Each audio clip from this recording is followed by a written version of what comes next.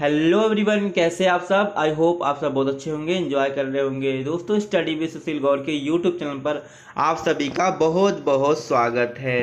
दोस्तों, हमसे जुड़ने के लिए हमारे यूट्यूब चैनल स्टडी विद सुशील गौर को सब्सक्राइब करें और पीडीएफ नोट्स प्राप्त करने के लिए डिस्क्रिप्शन बॉक्स में दी गई टेलीग्राम लिंक पर क्लिक करें। तो चलिए स्टार्ट करते हैं आज की क्लास।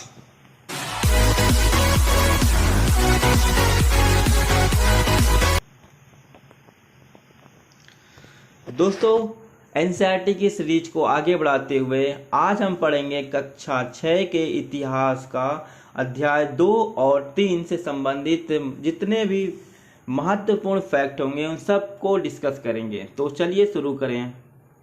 सबसे पहला है, प्राकृतिक पत्थर को गुटका कहते हैं। तो अगर आपसे क्वेश्चन पूछ लिया जाए कि गुटका किसे कहते हैं, पाषाण काल से संबंधित जो प्राकृतिक पत्थर है उनको हम गुटका कहते हैं। चलिए नेक्स्ट देखते हैं। जहां लोग पत्थरों से औजार बनाते थे उन स्थलों को उद्योग स्थल कहते हैं। तो ये ध्यान रखना दोस्तों, उद्योग स्थल किसे कहते हैं? जहां पर लोग पत्थरों से औजार बनाते थे। ठीक है।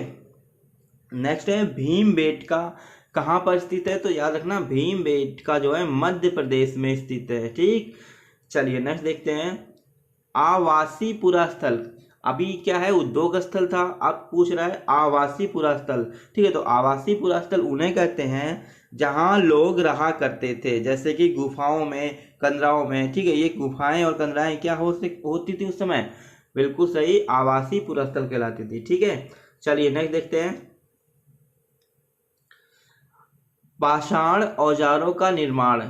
ठीक है। अगर पूछ ले कि दबाव सल्क क्या है तो कैसी तकनीक है, तो भाई ये पाषाण औजारों के निर्माण की तकनीक को ही क्या कहते थे? दबाव सल्क कहते थे। ठीक है। उस समय औजार दो तरीके से बनाए जाते थे। ठीक है। एक तो पत्थरों से पत्थरों को तोड़ करके, एक पत्थर है दूसरे पत्थर से क्या करते थे, उसको तोड़ करके उसके औजार बनाते थे। और दूसरा तरीका क्या था? उसको जो ना घिस करके, ठीक है, जमीन में घिस करके, जो पथरीली जगह थी ना वहां पे घिस करके उसको औजार को बनाया करते थे। ठीक है। तो उन्हीं में से एक जो है तकनीकी है जिसको बोलते हैं दबाव सल्क तकनीकी। ठीक है। पत्थरों से औजार का निर्माण करने की तकनीकी। ठीक है। चलिए नेक्स्ट देखते हैं। नेक्स्ट है कुरनूल गुफा, जो कि दक्षिण भारत में है। यहाँ पर राख के अवशेष मिले थे। ठीक है। तो क्वेश्चन में अगर आए कि राख के अवशेष कहाँ मिले थे तो किस गुफा में मिले थे, 4 ऑप्शन देगा, तो उसमें से अगर कुरनूल गुफा है ऑप्शन आपका बिल्कुल राइट हो जाएगा। चलिए नेक्स्ट देखते हैं।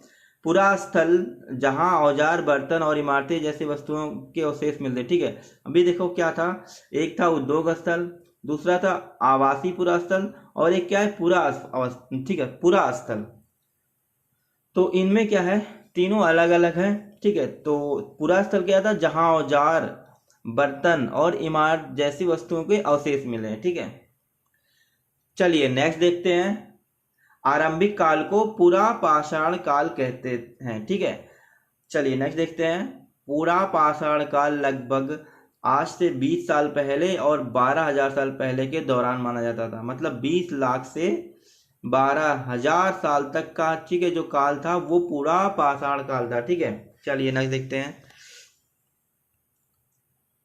माइक्रोलिथ पाषाण कालीन लघु औजार है। क्वेश्चन में अगर आए कि माइक्रोलिथ क्या है तो ध्यान रखना, ये पाषाण कालीन लघु औजार, जो छोटे छोटे औजार हुआ करते थे उन्हीं को हम माइक्रोलिथ कहते हैं। ठीक है। पाषाण काल को 3 भागों में विभाजित किया गया था। एक था आरंभिक काल, दूसरा था मध्यकाल और तीसरा था उत्तर काल। ठीक। चलिए नेक्स्ट देखते हैं। महाराष्ट्र में शुतुरमुर्ग के अंडे के अवशेष मिले हैं। चलिए नेक्स्ट देखते हैं।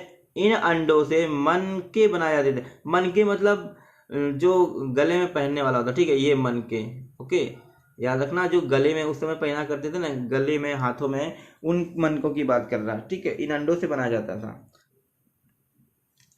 चलिए नेक्स्ट देखते हैं। हुंस्की में कर्नाटक, यानी हुंस्की जो कर्नाटक में है, पुरा पाषाण काल में कई पुरा स्थल मिले हैं। नेक्स्ट है, हुंस्की में अधिकांश औजार चूना पत्थर से बनाए जाते थे। ध्यान रखना दोस्तों, यहाँ के जो औजार होते थे वो चूना पत्थर से बनाए जाते थे।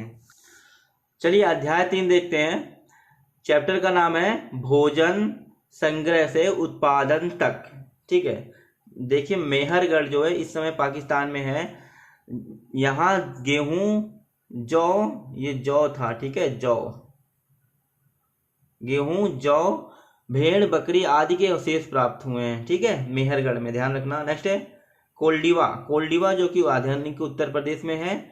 यहाँ पर चावल, जानवरों की हड्डियों के अवशेष प्राप्त हुए हैं। ठीक है, कोल्डिवा याद रखना, कभी ऑप्शन में आए तो याद रखना, ये उत्तर प्रदेश से संबंधित है।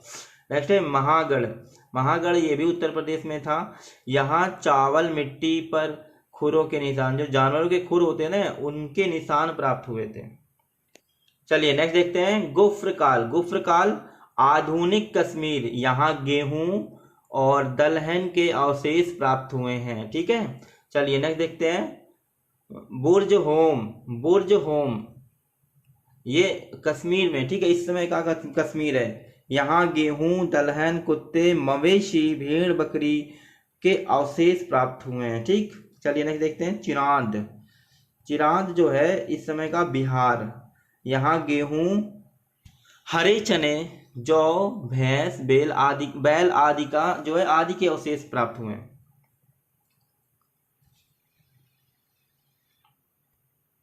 चलिए नेक्स्ट देखते हैं हल्लूर। आधुनिक आंध्र प्रदेश। यहाँ ज्वार, बाजरा, मवेशी, भेड़, बकरी, सुअर आदि के अवशेष प्राप्त हुए हैं।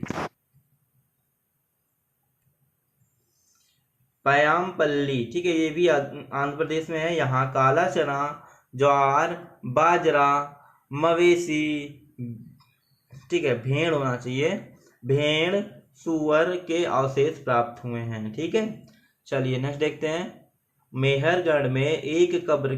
देखिए क्वेश्चन क्या है मेहरगढ़ का, बहुत इंपॉर्टेंट है। यहाँ पर क्या होता है, एक कब्र थी, उसके अंदर ना बकरी और आदमी को एक साथ में जो है दफनाया गया था। इसके जो है अवशेष मिले हैं। ठीक है, हड्डियां मिली हैं बकरी और आदमी के। नेक्स्ट है मेहरगढ़। ईरान से जाने वाले सबसे महत्वपूर्ण रास्ते।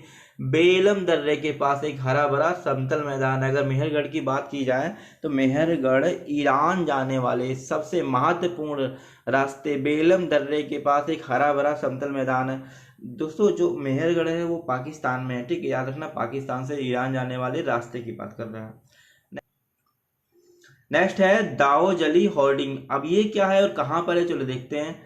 यह पूरा स्थल चीन और म्यांमार की ओर जाने वाले रास्ते में ब्रह्मपुत्र की थाबी की पहाड़ी पर स्थित है। ठीक है, और यहाँ पर खरल और मूसल जैसे पत्थर मिलते हैं। ठीक है।